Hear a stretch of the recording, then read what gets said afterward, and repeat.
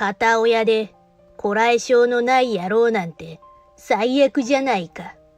お前みたいな片親に人の命は任せられない。嫌な笑みを浮かべながら、佐野先生は俺の耳に顔を近づけてくる。なんでお前みたいなしつけのなってない片親が医者なんかやってるんだ。頼むからやめてくれ。そう低く囁いて、佐野先生は笑いながら去っていく。その時、俺の中で張り詰めていた何かが、ふつっと切れてしまうのを感じた。退職の準備をひっそりと進めていた時、廊下からバタバタとした足音が聞こえてきたかと思うと、青ざめた看護師が部屋に入ってきた。先生、大変です。看護師の言葉に、俺は考えるよりも体が先に動いていた。俺は中村達也。心臓の手術を専門にしている外科医だ。自分で言うのもなんだが、今勤めている病院では、俺にしかできない術式もあって、心臓手術のスペシャリストとして、周りからも高く評価してもらっている。中村先生、今回の手術も素晴らしかったです。ありがとう。今回の病状、違う術式がいくつかあってね。今度おさらいしておこうか。勉強会を開くから君も参加して。はい、ぜひ。ありがとうございます。執刀医として場数をこなしている俺のもとには、こうして研修医がつくことも多い。教えるということは自分自身の勉強にもなる。俺にとってはありがたい存在だ。中村くん、先ほどの手術、私も見させてもらっていたよ。本当に素晴らしかった。恐縮です。しかし院長、手術の成功はチーム全員の協力があってこその結果です。私だけの力では。はっはっは、謙遜しなくてもいい。君の技術と冷静な判断力には感動した。これからも患者の命を守るために全力を尽くしてほしい。よろしく頼むよ。はい、もちろんです。この病院の院長は、今は一線を退いているものの、現役の頃はとても優秀な外科医で有名だった人だ。そんなすごい人に認めてもらえるのは正直とても誇らしい。だが、決して思い上がってはいけない。俺は常々そう自分に言い聞かせている。というのも、俺は一人でも多くの患者さんを救いたいと、心からそう思っているからだ。医療の分野は発展が目まぐるしい。一人でも多くの患者さんを救うためには、常に勉強や研究を続けなければならない。そんな風に言うと、なんだか偽善に聞こえるかもしれないけど、これは紛れもない俺の本心だ。俺は子供の頃、母親を亡くしている。母は心臓に難病を抱えていた。同じ病気を抱える人たちを少しでも救いたい。そう願って、俺は日々、医者になった今でも勉強に明け暮れているのだ。俺が担当している患者さんの一人に、佐野明美さんという女性がいる。彼女は俺の母と同じ心臓の難病を抱えていた。年の頃も俺の母が生きていれば同じくらいの年齢だ。先生、おはようございます。佐野さん、おはようございます。体調はいかがですか？はい、今日は気分がいいんですよ。ただ、やっぱり、手術は少し不安なんです。すみません。先生の前でこんなこと。いえいえ、手術を受けることが得意な人なんていませんよ。不安になるのが当たり前なんです。先生。佐野さんの手術を担当するチームはみんな経験豊富です。私も全力を尽くしますので、どうか安心してくださいね。明美さんが患っている心臓病の手術は、全国的にも成功例が少なく、非常に難しいものだ。だが、俺は母が命を落とす原因となったこの病について、医者になってからずっと専門的に研究を重ねてきた。俺は何が何でも明美さんを救いたいと思っている。そんなある日、俺の勤める病院に一人の医師が新しく配属されてきた。みんな、今日からこの病院で勤めてもらうことになった佐野先生だ。佐野先生、自己紹介を。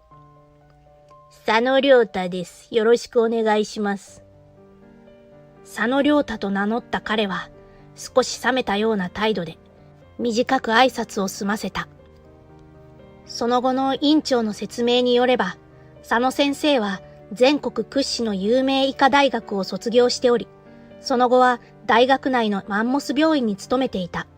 俗に言うエリート医師らしい。わあ、すごい先生が来てくれたんですね。そうだね。いろいろ話を聞ければいいね。中村先生はライバルが増えたとか思わないんですか？思わないさ。お互い情報交換をして一緒に高め合っていければとは思うけどね。そう、この時の俺はただ単純にそんなことを考えていた。佐野先生と直接話をするまでは。佐野先生がこの病院にやってきたその日の昼休み、俺は手早く昼食を取ろうと病院の中庭にあるベンチに腰を下ろした。あれは？視線の先で見覚えのある二人が話し合っている。佐野先生と明美さんだ。あ、そうか。もしかして佐野先生、明美さんの親族なのかな。佐野先生と明美さんは何やら神妙な面持ちで話をしている。二人はよく似た顔をしていた。きっと明美さんは佐野先生の母親なのだろう。そういうことならば、二人に挨拶をしに行った方がいいかもしれない。佐野先生はまだ俺が明美さんの担当医だということを知らない可能性もあった。俺は立ち上がり、さっと服装を正して二人のもとへと足を運んだ。佐野先生。あなたは？あら、中村先生じゃないですか。俺に気がつき、明美さんが軽く会釈をする。中村先生。佐野先生はちらりと俺の方を見て、怪げそうな顔をした。はい、中村です。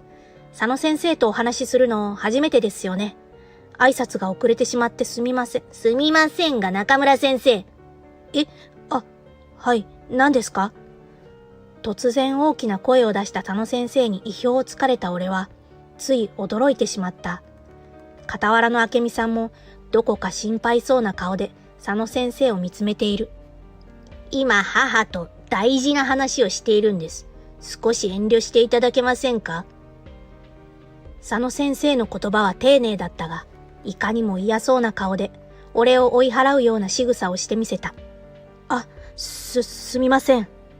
あまりに露骨な拒絶の反応をされてしまって、これ以上踏み込むことはできなかった。こら、よしなさい、良太。中村先生、ごめんなさいね。明美さんは佐野先生を制しながら申し訳なさそうに俺に頭を下げている。いえ、こちらこそお邪魔をしてしまってすみません。俺は二人に小さく頭を下げて謝罪し、その場を立ち去った。明美さんが佐野先生の母親だと分かったあの日から、佐野先生の俺に対する態度はより一層ひどいものになっていた。いやあ、中村先生じゃないですか。調子はいかがです？佐野先生。物腰は柔らかいが、佐野先生の目は笑っていない。むき出しの敵意を向けられているようで、俺は思わず身構えてしまう。いやあ、しかし、この病院には驚かせられるばかりですよ。何がです？何がってわからないんですか？レベルが低すぎるんですよ、何もかも。は？一瞬、何を言われたのか理解が追いつかなくて、佐野先生の顔をまじまじと見つめてしまった。佐野先生はそんな俺を見下すようにして笑った。俺のいた病院と比べたら患者の規模も設備の充実度も、どれをとっても劣って見えるんだよな。突然、素の言葉遣いになった佐野先生は、ニヤニヤと嫌な笑みを顔に貼り付けている。それは仕方ないかもしれませんね。佐野先生がいた病院は大きな大学病院ですし。俺は努めて冷静に返す。は？それだけならいいけどな。どういう意味です？医者も看護師も揃いも揃ってレベルが低すぎなんだよ。まったく。佐野先生、それは言い過ぎですよ。患者さんにも聞こえてしまうかもしれません。言葉には気をつけてください。はは、悔しかったらそうじゃないところをぜひ見せてくださいよ、中村先生。そう言って、佐野先生は俺の肩にわざとぶつかるようにしながら、笑って去っていく。何なんだ一体。最近は俺と顔を合わせるだけで、いつもこの調子なのだ。さすがに少し気がめいってしまう。何が原因なのかよくわからないが、佐野先生はこの病院を、その中でも特に俺のことが気に入らない様子だった。中村先生？佐野先生のことなんですけど。どうしたの？何かあった？佐野先生って中村先生が担当している佐野明美さんのご親族でしたよね。ああ。佐野先生は中村先生が担当医だってことをご存知なんでしょうか？どうだろう。この間挨拶しそびれちゃったからな。もしご存知ないようなら、できればそのままの方がいいと思うんです。佐野先生、中村先生に特に強く当たっているじゃないですか。看護師の間でも噂になってますよ。そうか。まあ必要があれば伝えようと思うし、そうじゃないならそのままにしておくよ。心配をかけているみたいですまなかったね。いえ。俺と佐野先生の間だけの問題ならまだマシだった。だが、看護師の間でも噂されているのなら、いつか患者さんにも妙な噂が広まってしまうかもしれない。看護師からの忠告もあって、この時俺は佐野先生との接触を極力避けようという考えに至ったのだった。俺が佐野先生を避けるようになって、平和な日が続いたのも束の間のことだった。あ、いた、中村先生、探しましたよ。佐野先生が近づいてくる。なぜかとても上機嫌だ。なんとなく嫌な予感がする。俺は振り返りながらもそのまま歩き続けた。すると、わざわざ早足で追いついてきた佐野先生が、俺の顔を覗き込んで、にやりと笑ってみせる。中村先生、あんた、片親なんだって？え？どうしてそれを？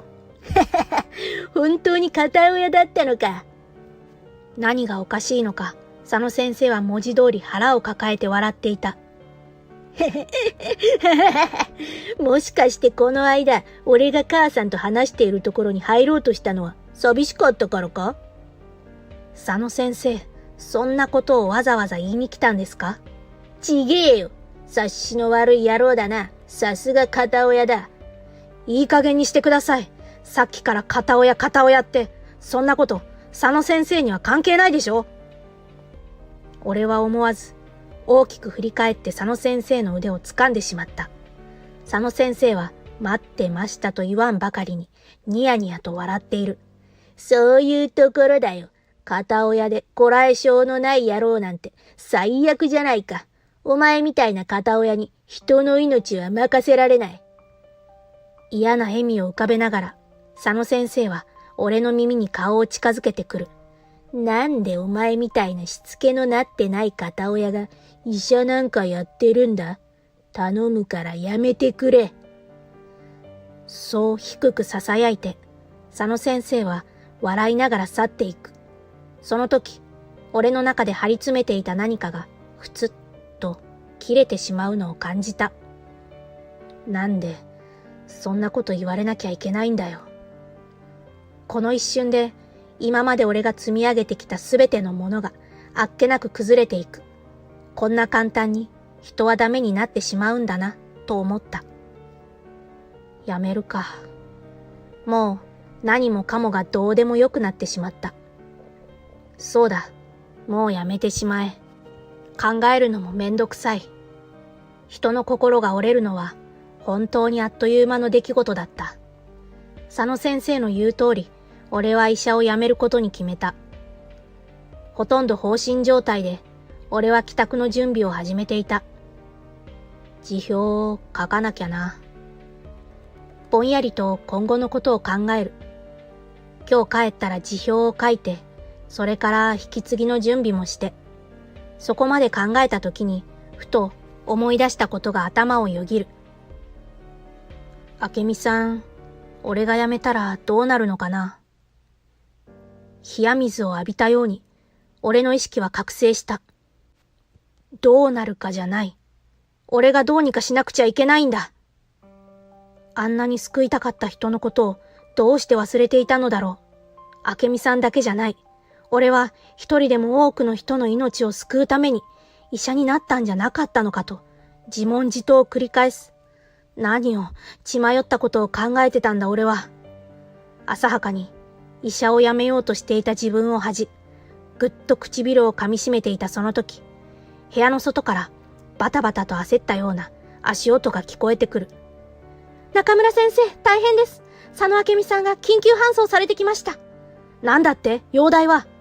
病院の受付で倒れてから意識がありません。わかった。緊急オペの準備、急いで。はい。考えるよりも早く体が動いた。俺は素早く術衣に着替え、手術室へと急いだ。病院の長い廊下をストレッチャーをした看護師たちが慌ただしく駆け抜けていく。嘘だろ？母さん？看護師たちと一緒になって走っていた亮太は、ストレッチャーの上で苦しそうな表情を浮かべている明美を見て、顔を真っ青にさせていた。佐野先生、しっかりしてください。早くご指示を。そう看護師に強く声をかけられ、亮太ははっとしてあたりを見回す。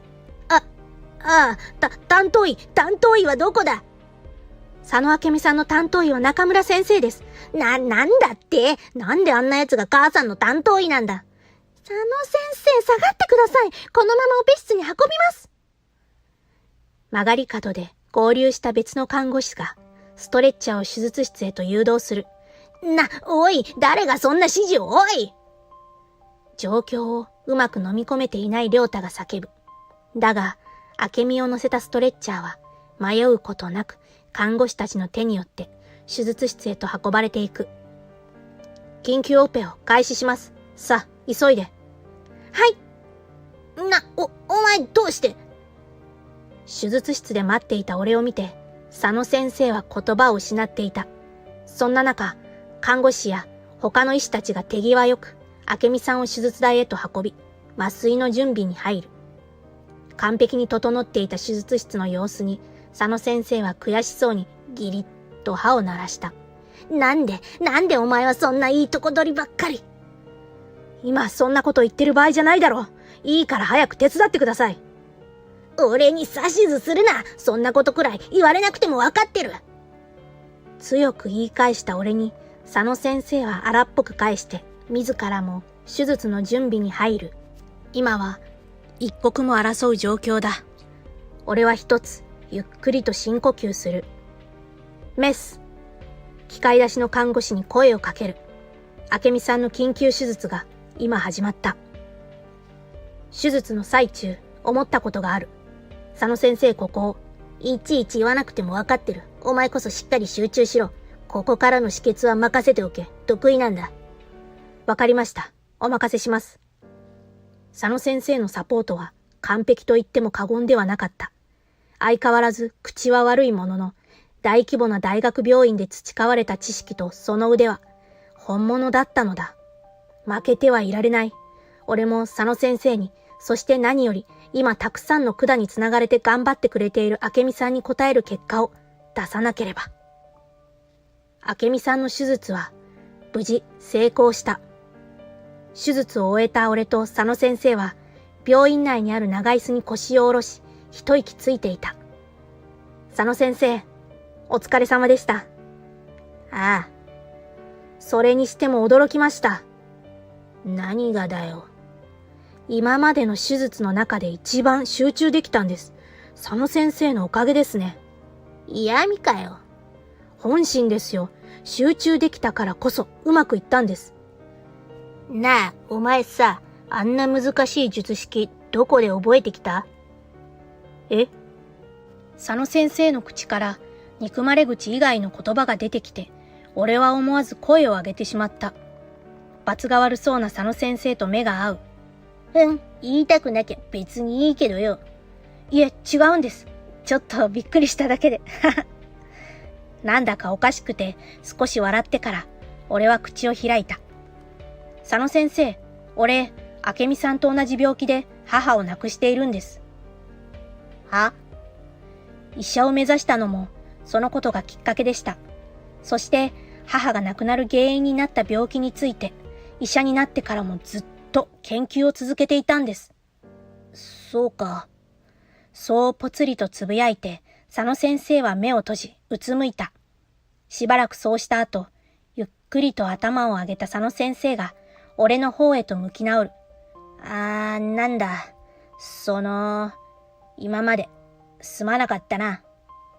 佐野先生ってちゃんと謝れる人だったんですね。はあ？二度は言わねえから覚えておけよ。ありがとうな。母さんを救ってくれて。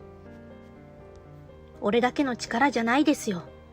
佐野先生も明美さんを救ったんです。お世辞ではない。佐野先生のサポートがなければきっと手術は成功しなかった。亡き母を苦しめていた病、同じ病を抱える一つの命を救うことができたんだ。今日この日、俺はずっと目標にしていたことを成し遂げることができたのだった。手術を終えた明美さんが意識を取り戻したとの知らせが入ったのは次の日の朝だった。病院に泊まり込んでいた俺と佐野先生は急いで明美さんの病室へと向かう。母さん、大丈夫か？亮太、大きい声を出さないでちょうだい。傷に響くわ。すまん。もう、まったくこの子ったら。術後の明美さんの経過は順調のようだった。あとは佐野先生に任せた方がいいだろう。親子のやりとりを眺めつつ、俺は記録だけ残して病室を出ようとした。おい、ちょっと待てって。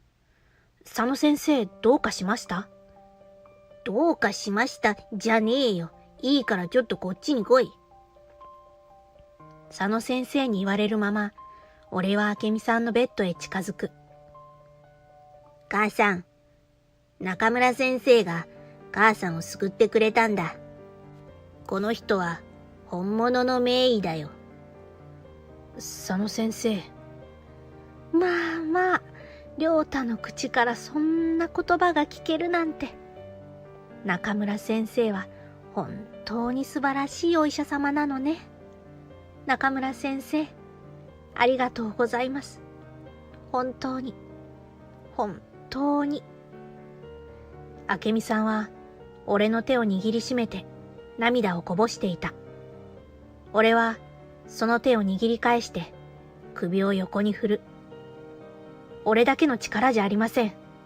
佐野先生、亮太さんのサポートがあったからこそ手術はうまくいったんです。亮太が、そうなんですね。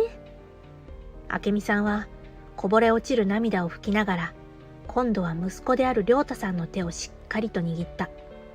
亮太、ありがとう。またこうしてあなたに会えて、母さん嬉しいわ。